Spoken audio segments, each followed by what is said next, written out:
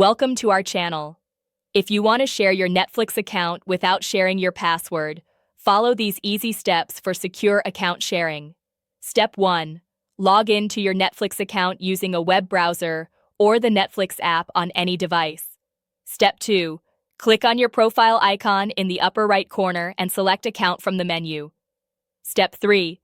Scroll down to the section labeled Profile and Parental Controls. Step 4. Click on Add Profile to create a new profile for the person you want to share your account with. Step 5. Enter a name for the new profile and choose whether to make it a kid's profile with age-appropriate content restrictions. Step 6. Click.